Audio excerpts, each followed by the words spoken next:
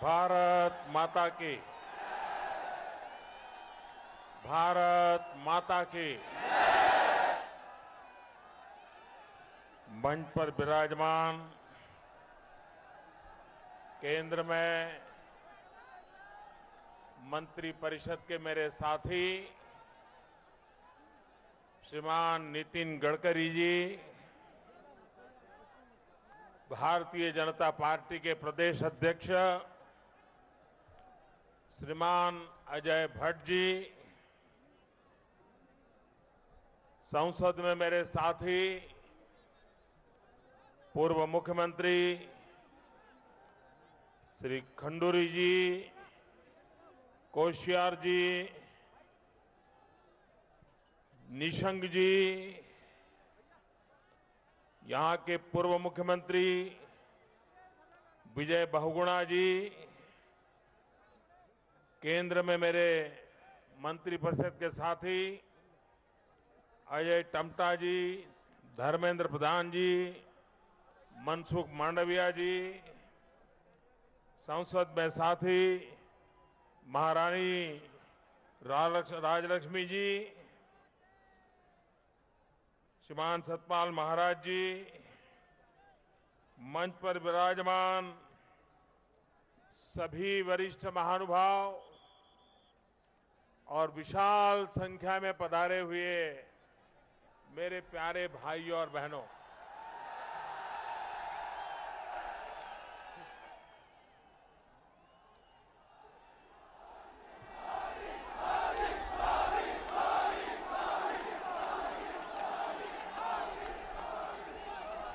आप लोगों ने आज कमाल कर दिया है जी।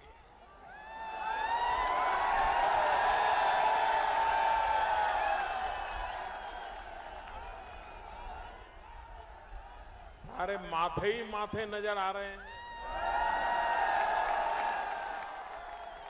वहां दूर दूर छत पर इतनी भीड़ है, मुझे मालूम नहीं उनको सुनाई दे रहा है कि नहीं दे रहा है।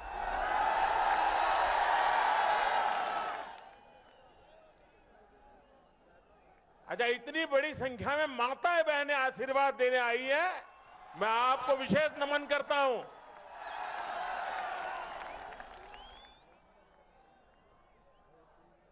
भाइयों बहनों, ये देवभूमि है, ये वीरों की भी भूमि है, ये वीर माताओं की भूमि है।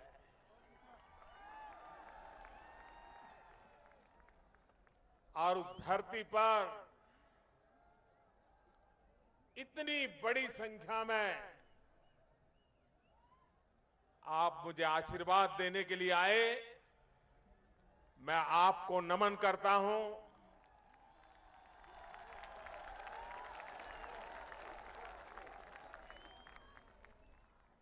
आज मेरे मन में आप लोगों के खिलाफ एक शिकायत करने की इच्छा है।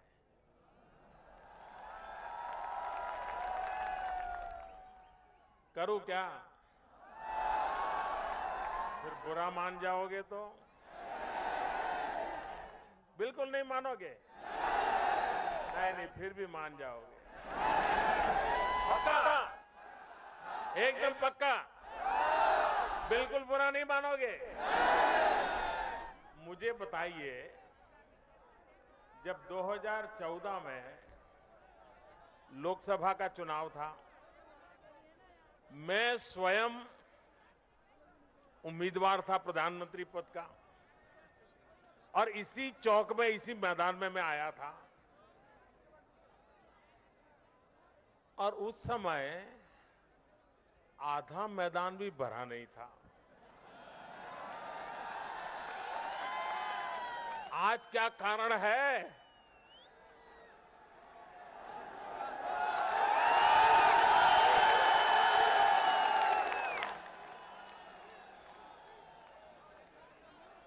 अच्छा, उस समय आधा मैदान भरा था, फिर भी आपने अच्छे अच्छे लोगों को धूल चटा दी, घर भेज दिया,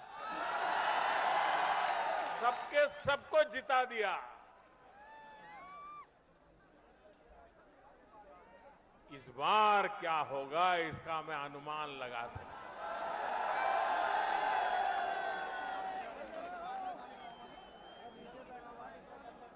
ये जन सैलाब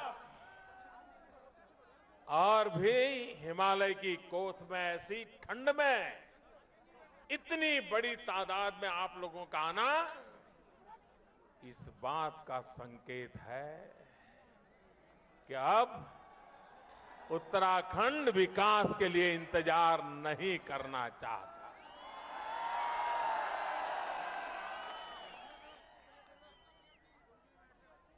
भाइयों बहनों,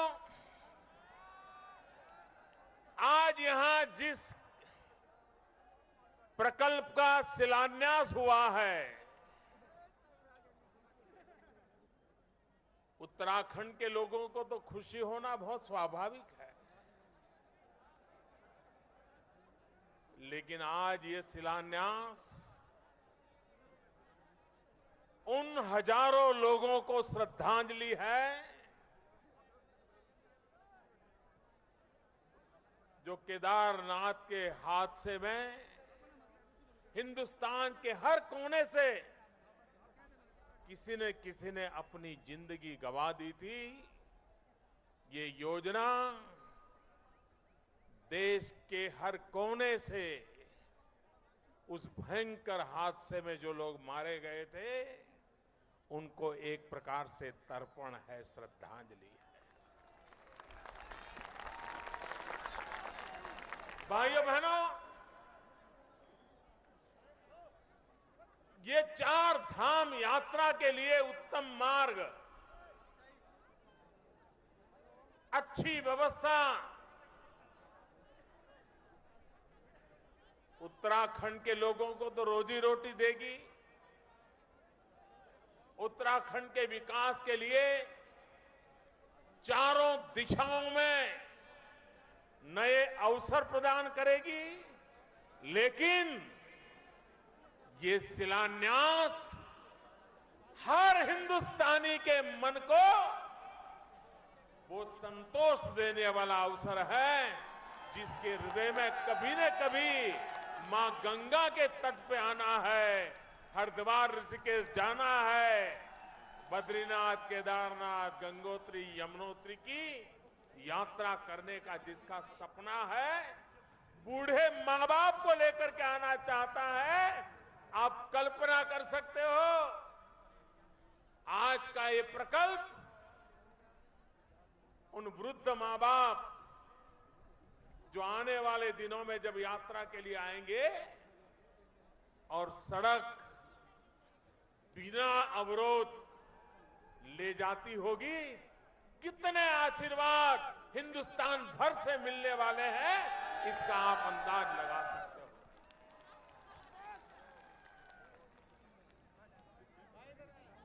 जब बद्रीनाथ केदारनाथ की यात्रा पे कोई आता है, जब निकलता है तो 2-3 दिन बीच में खाली रखता है।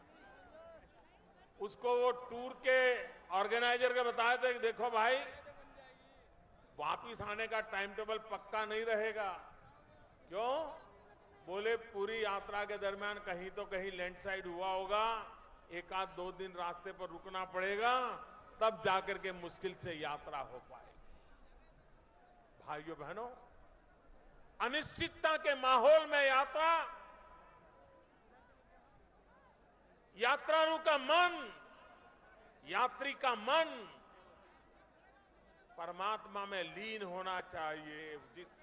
जिस मकसद से आया है हर चिंता से मुक्त होना चाहिए, लेकिन यहां तो उसको चिंता रहती है कि अगले मुकाम पर पहुंच पाएंगे कि कहीं लैंडस्लाइड हो जाएगी, कहीं ट्रैफिक जाम हो गया होगा, एक आध गाड़ी ब्रेकडाउन पड़ी होगी तो हम आगे निकल पाएंगे कि नहीं निकल पाएंगे। इतनी कठिनाइयों के बीच आज हमारी यात्रा होती है। 125 करोड़ का देश,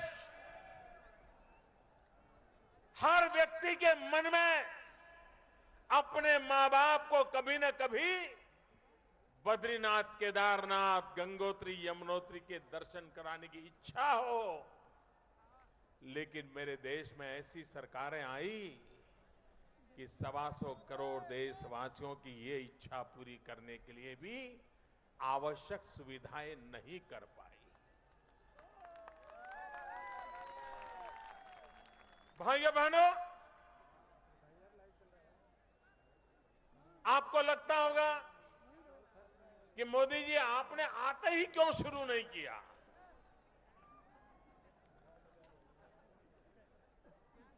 अगर मेरे लिए पॉलिटिकल कार्यक्रम होता,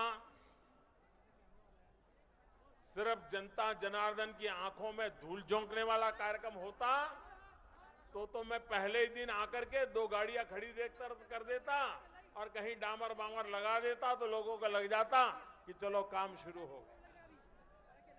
ऐसा तो हर सरकारों ने किया है, हर मुख्यमंत्रियों ने किया है, अभी तो शायद कहते रोज कर रहे हैं।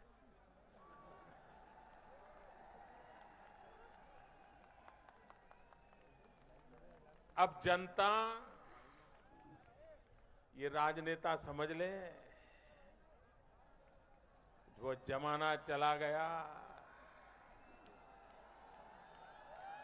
जनता है, सब कुछ जानती है।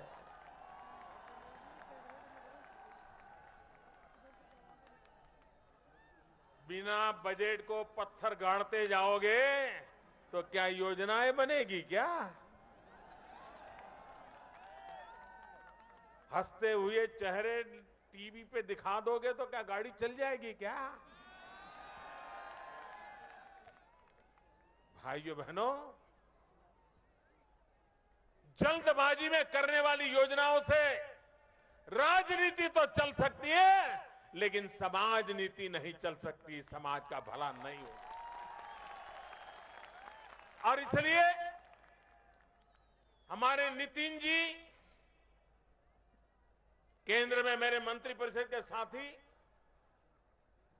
कल्पकता के धनी हैं। दुनिया भर में जो अच्छा है उसको खोजने के लिए लगे रहते हैं। किसी से भी दूर दूर से पता चले कि उसके पास ये जानकारी है तो सबसे पहले उसको समय देकर के उसको सुनना, समझना और अच्छे से अच्छा कैसे हो, उत्तम से उत्तम कैसे बने, हर पल नितिन जी ऐसा सोचने वाले मेरे साथी हैं। और इसलिए उन्होंने, क्योंकि सरकार बनी उस दिन से मैंने उनको एक काम दिया था, लेकिन उन्होंने दुनिया भर में ऐसे कच्चे पहाड़ के बीच से कैसे रास्ते निकाले जाएं और रास्ता ऐसा बने कि आने वाले 100 साल तक कभी किसी कठिनाइयों से गुजरना न पड़े, इस फिराक में लगे रहे। और आज दुनिया भर की कंसल्टिंग एजेंसियों की मदद से ऐसी एक उत्तम रचना की गई है, जिस उत्तम रचना के द्वारा मैं विश्वास दिलाता हूं देशवासियों को कि आप अब जब भी बद्रीनाथ, केदारनाथ, गंगोत्री, यमुनोत्री यात्रा पर आएंगे, जैसे पुराने जमाने में मां बाप को यात्रा कराने के लिए श्रवण को याद किया जाता है, आने वाले दिनों में जब आप सुखरूप यात्रा करोगे तो इस सरकार को, नितिन जी को आप जरूर याद करोगे। मैं आपको कहना चाहता हूं।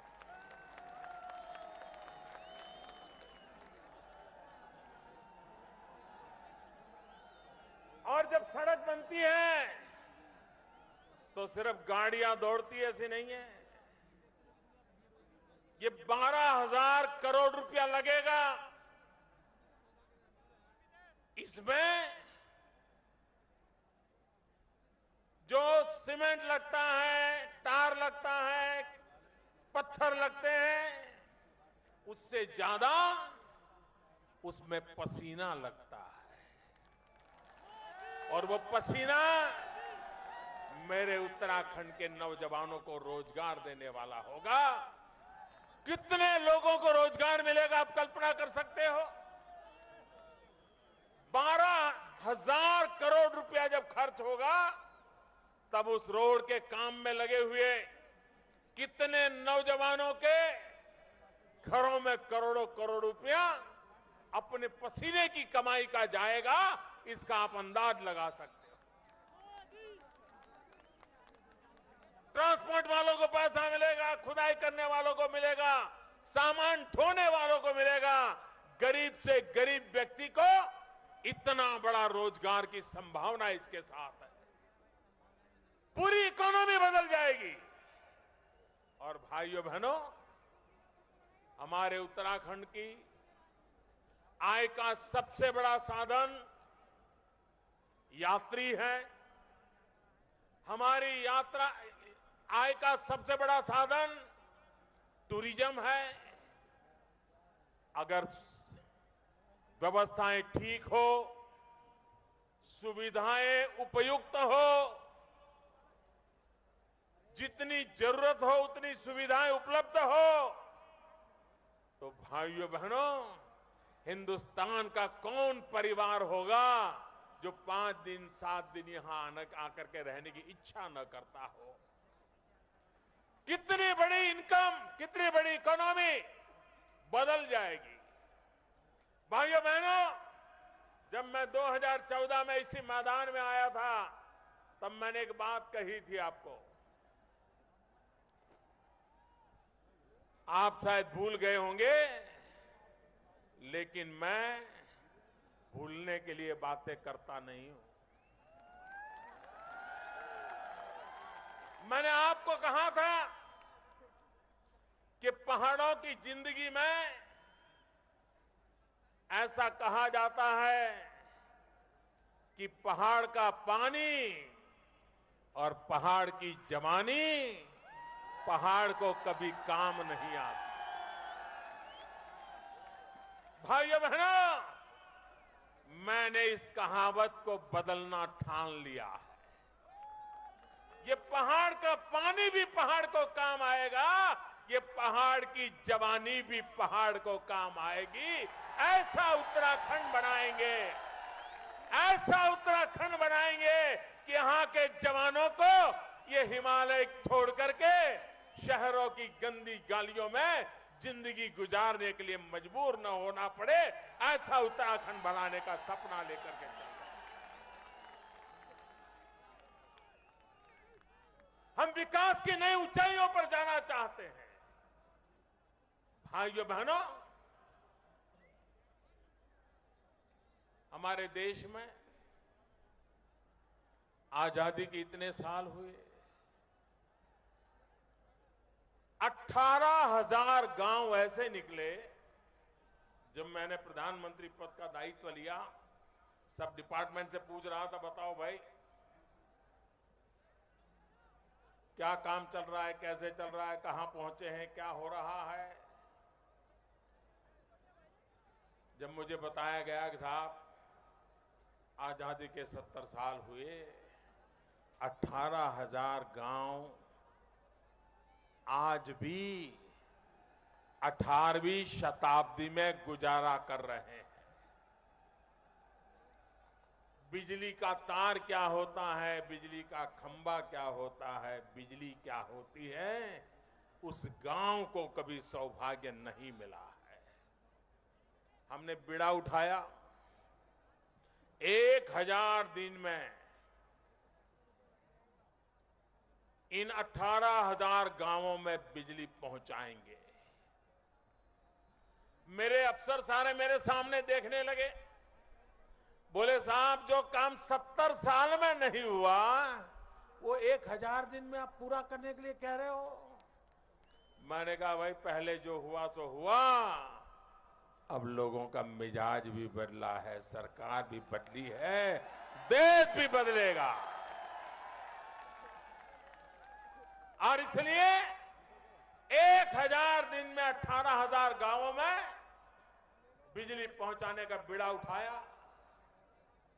भाइयों बहनों, अभी 1000 दिन होने की तो देर है, करीब करीब 12,000 गांवों में बिजली पहुंच चुकी है। खंभा लग गया, तार पहुंच गया, बिजली आना शुरू हो गया।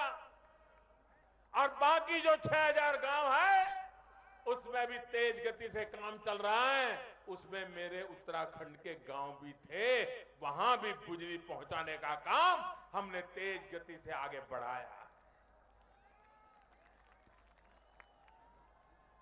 आप मुझे बताइए भाइयों, उत्तराखंड के दूर सुदूर पहाड़ियों में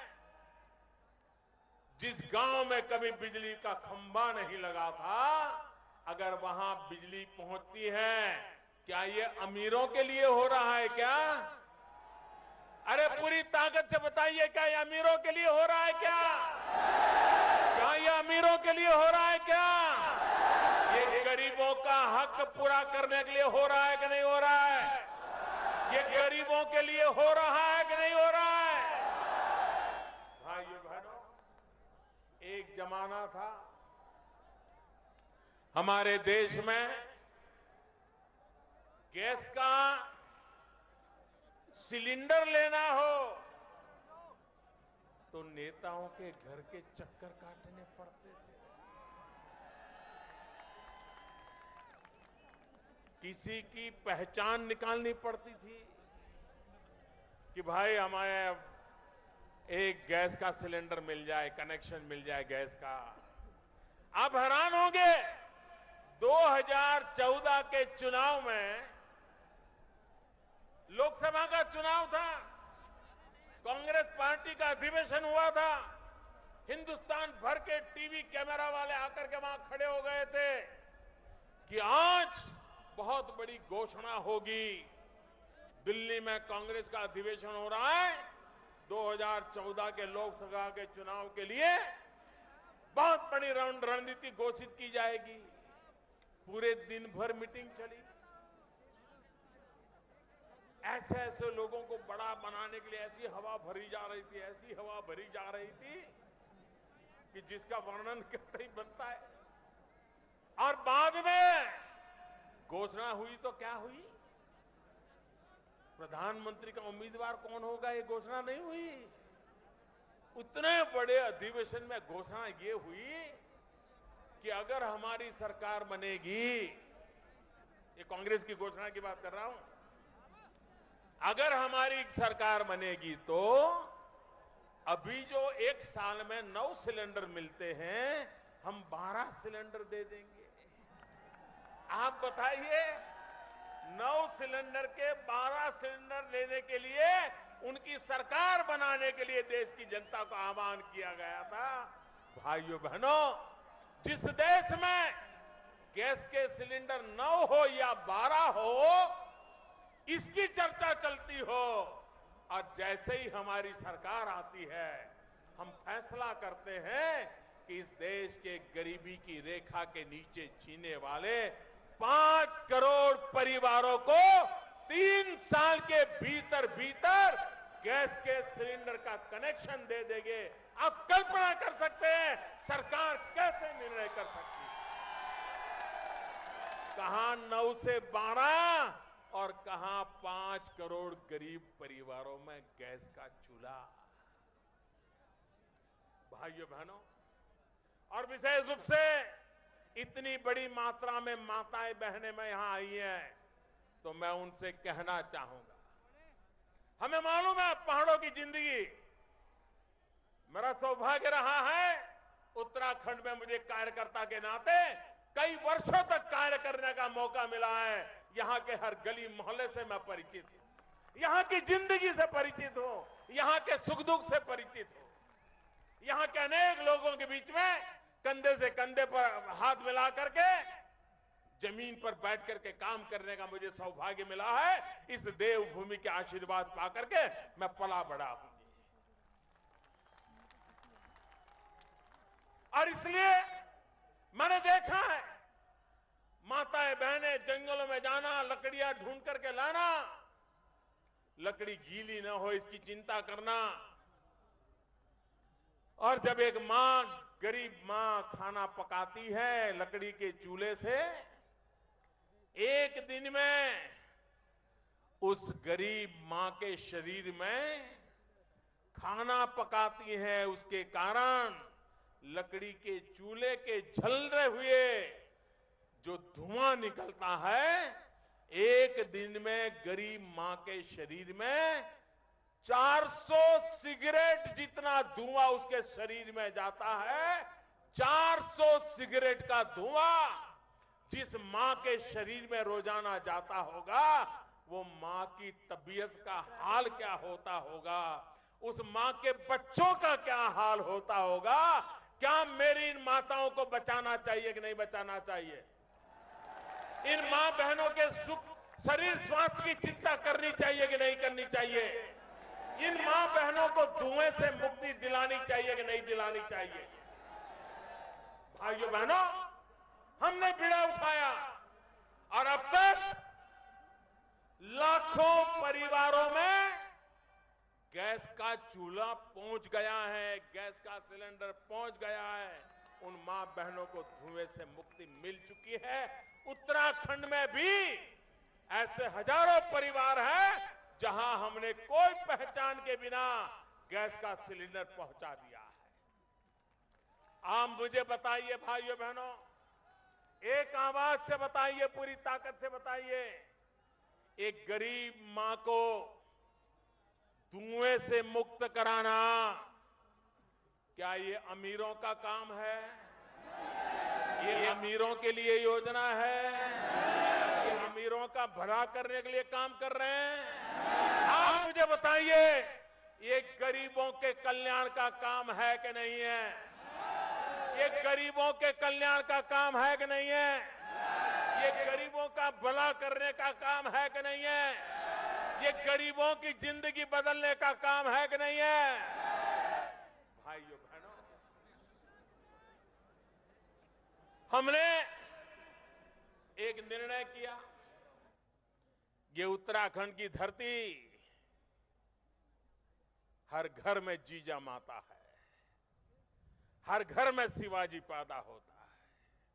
मां भारती के लिए मौत को मुट्ठी में लेकर के जान की बाजी लगाने वाले वीर हर परिवार में है। ऐसा उत्तराखंड है। 40 साल से भाइयों बहनों, ये मेरे फौज के जवान, ये मेरे सेना के जवान हिंदुस्तान की सरकार से मांग कर रहे थे 1 रैंक 1 पेंशन की। और सेना के लोग डिसिप्लिन में रहते हैं, सहन करते हैं, आवश्यकता पड़ने पर शहादत मोल लेते हैं, लेकिन कभी मर्यादाएं तोड़ते नहीं है। 40 साल तक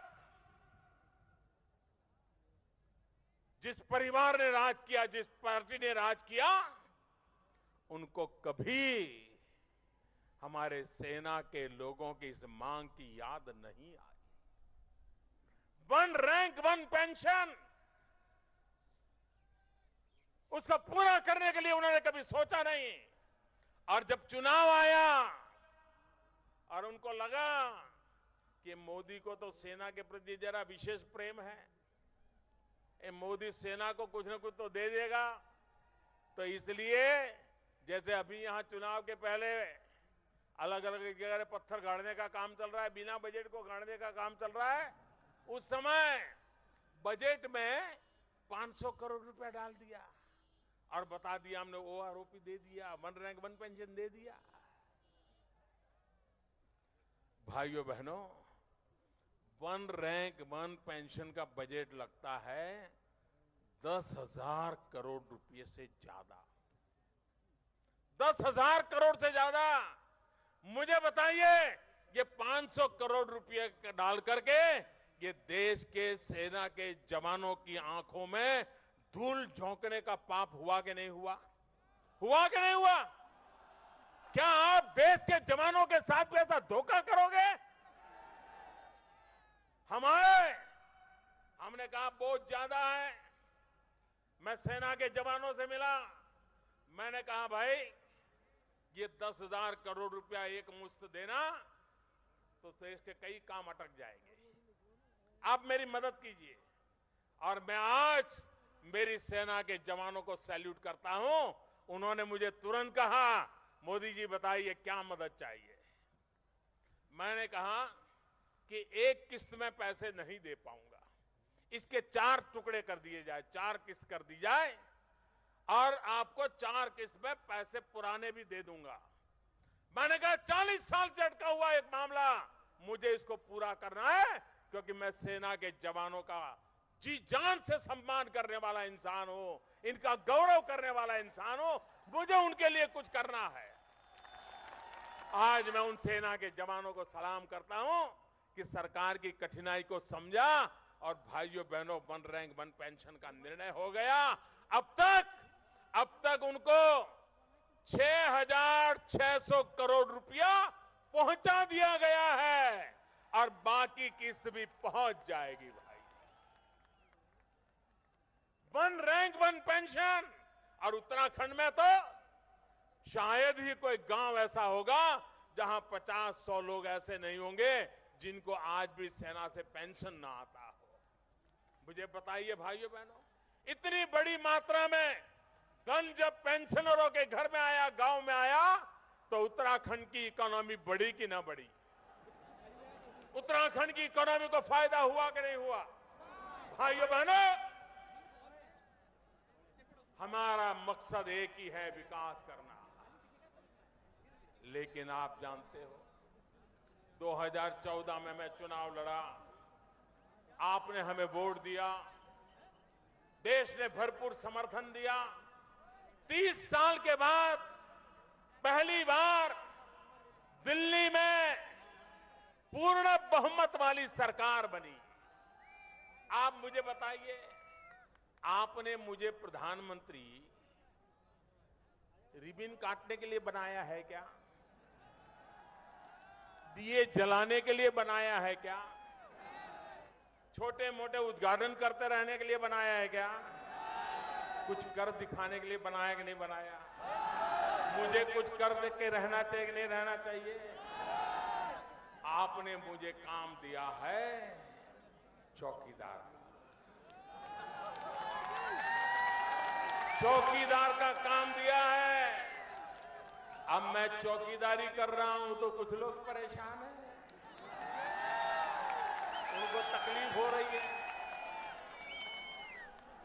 उनको लग रहा है ऐसा कैसा चौकीदार आ गया, चोरों के सरदारों पर ही पहले वार कर रहा है।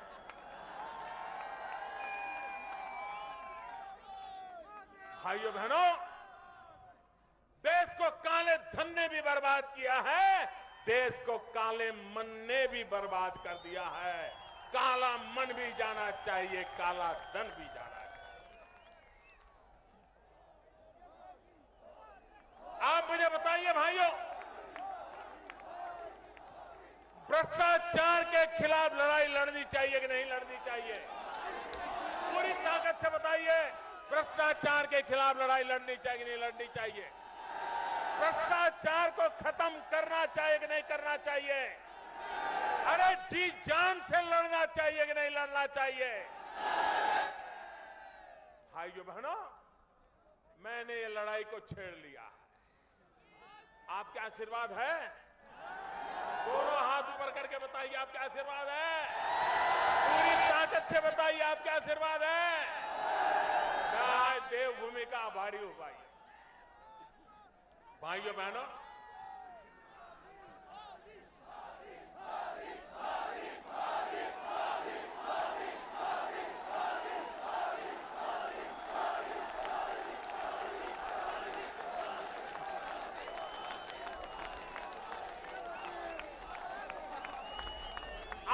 आप जानते हैं, सरकार में एक ड्राइवर की नौकरी चाहिए, प्यून की नौकरी चाहिए, क्लार्क की नौकरी चाहिए, प्राथमिक विद्यालय में टीचर की नौकरी चाहिए, तो भी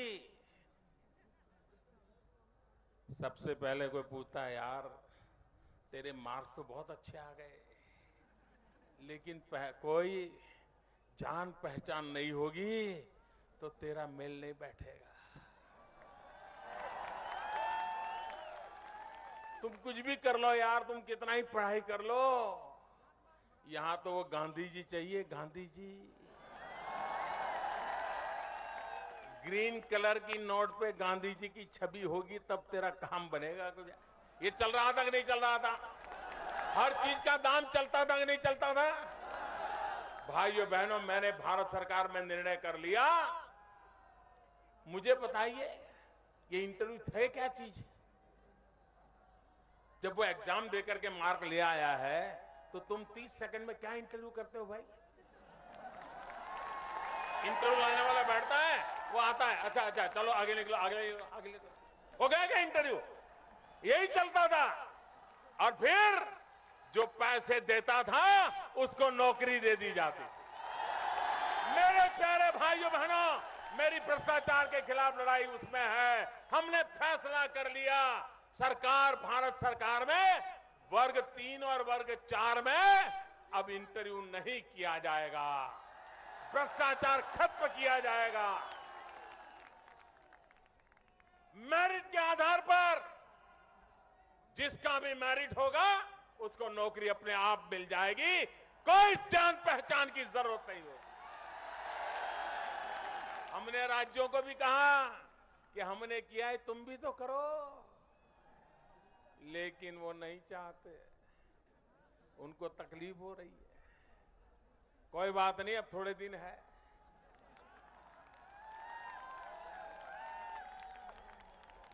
जैसे ही उत्तराखंड में भारतीय जनता पार्टी की सरकार बनेगी, ये काम उत्तराखंड में भी हो जाएगा।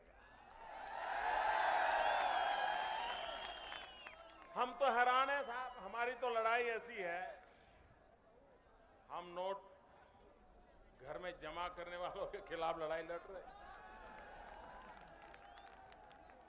नोटे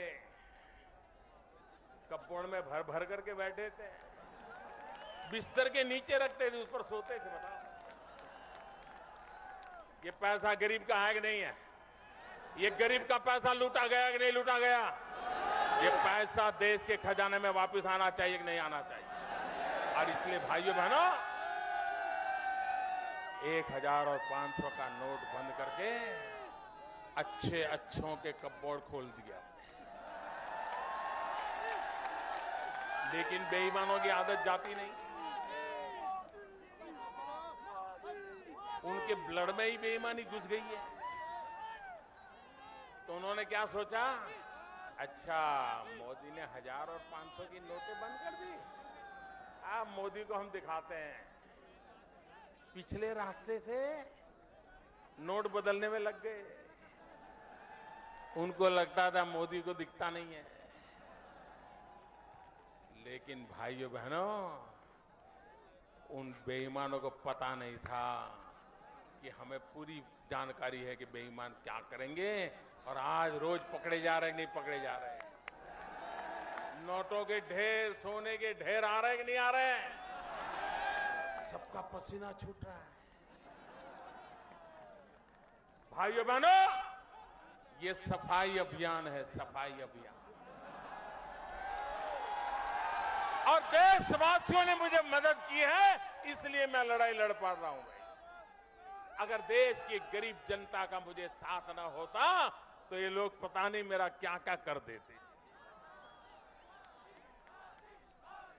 अभी भी इसी फिराक में है कि मौका मिल जाए तो टूट पड़ेंगे मोदी के ऊपर। लेकिन उनको पता नहीं है 125 करोड़ देशवासियों का रक्षा कवच करके बैठा हुआ हूं।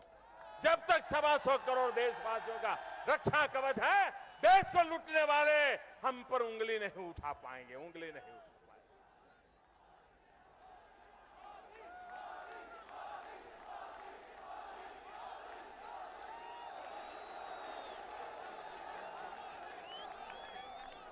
भाइयों बहनों, इंसान पैसे खाता है, ये तो हमने सुना था। इंसान पैसे मार लेता है, वो भी सुना था। लेकिन उत्तराखंड में तो स्कूटर भी पैसे खा जाता है। हमने अखबार में पढ़ा था कि जिस स्कूटर में 5 लीटर की टंकी होती है वो 35 लीटर पेट्रोल खाता है। बताइए चोरों को कहां कहां पकड़ेंगे भाई, कहां कहां पकड़ेंगे।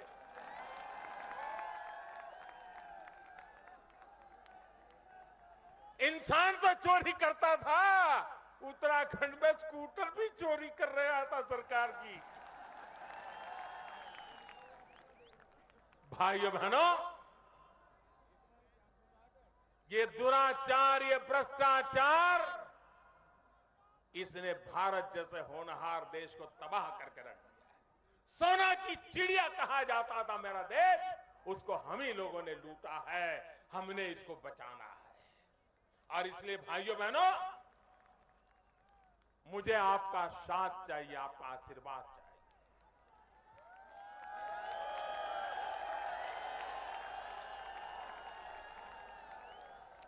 और मैंने आपको कहा था, मैं ये जानता हूं आपको काफी तकलीफ हुई है। तकलीफ कम नहीं हुई है, बहुत तकलीफ हुई। लेकिन उसके बाद भी यह देश ईमानदारी की लड़ाई लड़ने के लिए आगे आया। इससे बड़ा देश का सौभाग्य क्या हो सकता है। इस देश का जितना ऋण मेरे सर पे है, इस ऋण को चुकाने के लिए मैं जीवन भर कोशिश करता रहूंगा मेरे देश में।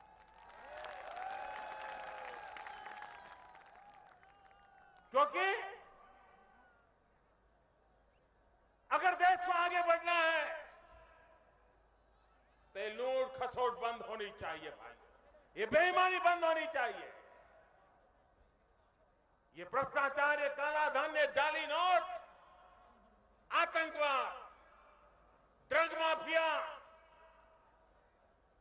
ये जाली नोट का खेल खेलते थे। 8 नवंबर रात को 8 बजे एक धमाक से जाली नोटों का खेल 0 हो गया।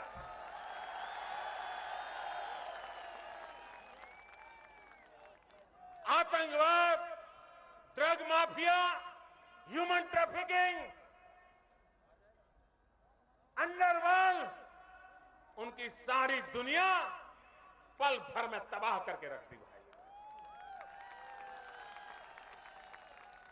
और ये सारे फैसले देश के हित के लिए किए हैं, देश का उज्जवल भविष्य बनाने के लिए किए हैं।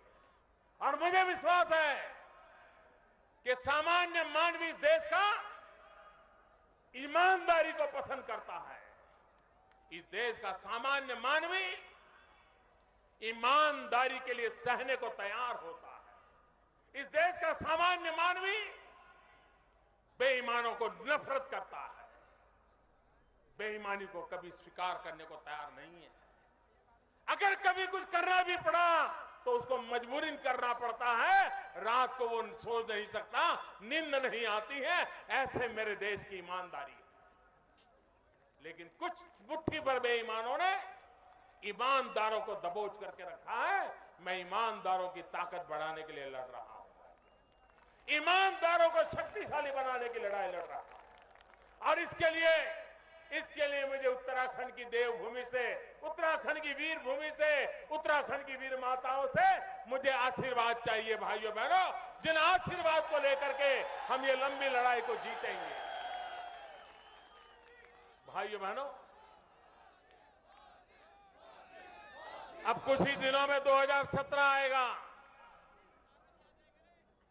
अटल बिहारी वाजपेयी जी ने हमें उत्तराखंड दिया। हम वाजपेयी जी के जितना आभार व्यक्त करें उतना कम है। लेकिन भाइयों बहनों, उत्तम उत्तराखंड बनाना जिम्मेवारी हमारी है। और मेरे भाइयों बहनों, ये उत्तराखंड ऐसे गड्ढे में पड़ा हुआ है, ऐसी खाई में पड़ा हुआ है, ऐसा तबाह करके रखा हुआ है। इसको बाहर निकालने के लिए 5-50 लोग धक्के मारेंगे तो बाहर निकलेगा, ऐसा नहीं है जी। इतना बर्बाद करके रखा है। ट्रैक्टर लगा दोगे दो तो भी नहीं होगा जी। इस उत्तराखंड को इन मुसीबतों से बाहर निकालना है तो डबल इंजन की जरूरत है, डबल इंजन की। एक इंजन दिल्ली का और दूसरा इंजन देहरादून का। अब दिल्ली में तो आपने इंजन बना दिया है, देहरादून में आप बीजेपी का इंजन लगा दीजिए। आप देखिए, देखते ही देखते दोनों इंजन लग जाएंगे, दिल्ली वाला देहरादून वाला, दोनों इंजन लग जाएंगे। उत्तराखंड को तेज गति से आगे बढ़ेगा, ये मैं आपको विश्वास दिलाने आया हूं। मैं फिर एक बार यहां के सभी महानुभावों का इतने बड़े विशाल समारोह के लिए आप सबका भी हृदय से अभिनंदन करता हूं। दोनों मुट्ठी बंद करके पूरी ताकत से मेरे साथ बोलिए, भारत माता की। ऐसे नहीं, पूरी ताकत से बोलिए, भारत माता की, भारत माता की, भारत माता की। बहुत बहुत धन्यवाद।